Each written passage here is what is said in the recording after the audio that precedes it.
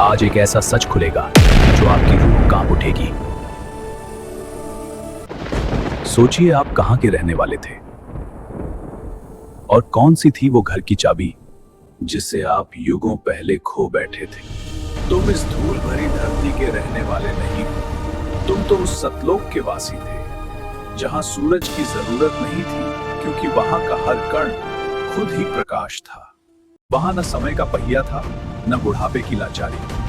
हम सदा आनंद में मग्न रहने वाली आत्माएं थे और हम उस परमपिता की गोद से छिटक कर इस काल के आज तुम जिस शरीर को अपना कहते हो वो एक पिंजरा है, जिस दुनिया को तुम घर कहते हो वो एक जेल है।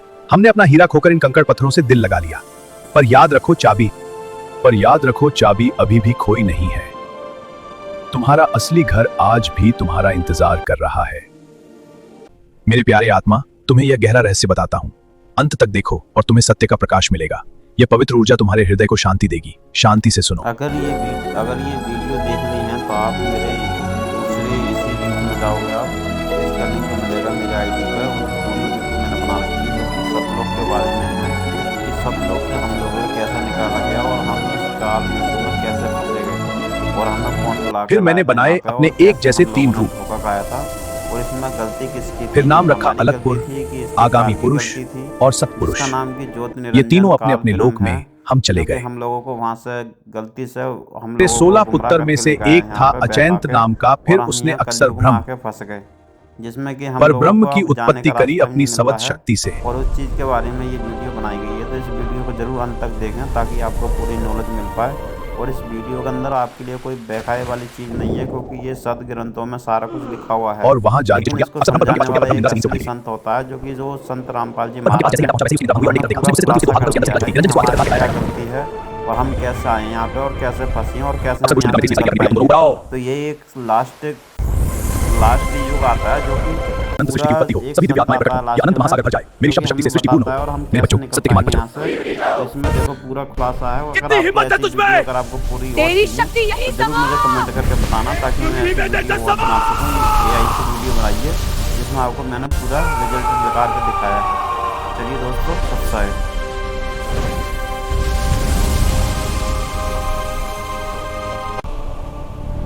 हे मेरे मालिक, हे कबीर साहब, मेरी रक्षा करो। ये ब्रह्मा मुझे बहुत परेशान कर रहा था। मैं स्वयं को बचाने के लिए इसके मुख में समा गई हूँ। अब कृपा करके मुझे यहाँ से बचाओ। हे मेरे मालिक, मेरी रक्षा करो। धैर्य रखो मेरी संतान, मैं तुम्हारी रक्षा करूंगा। ज्योति निरंजन ने अपनी बहन के ऊपर गलत सोच नियत करने के बाद उसकी बहन उसके पेट में घुस गई और फिर मुझे याद करा। उसकी बहन बचाने के लिए भेष बल करके अपने पुत्र जोगजीत का रूप रखकर पहुंचा काल के पास। काल, तुम्हारी चीज हम पर न करने। ज्योति निरंजन, ये तूने क्या कर दिया? उसके पेट में से जाके निकाली मैंने प्रकृति दुर्गा। यह प्रकृति की महान शक्ति है जो संसार का पालन करती है। सृष्टि और संहार की देवी इनको आदेश मेरे तेज से प्रकट हुई।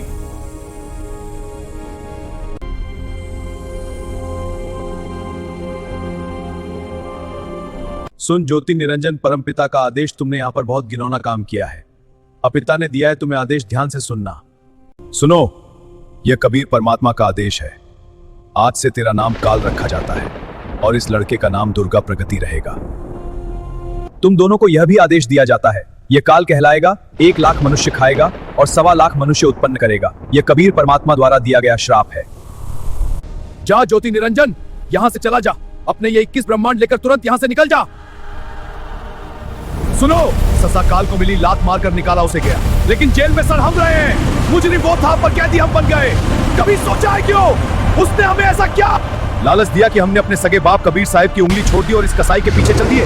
आज जिसे तुम अपना घर और परिवार समझ रहे हो ना, वो सिर्फ इस काल का बिछाया हुआ एक मौत का जाल है। और सबसे बड़ा राज तो ये है कि उसने हमें यहाँ लाने के लिए कबीर साहब से क्या वचन लिया था। अगर वो वचन सुन लिया तो पैरों तले जमीन खिसक जाएगी। अगर कलेजा है सच सुनने का तो कमेंट में अभी लिखो असली सच बताओ।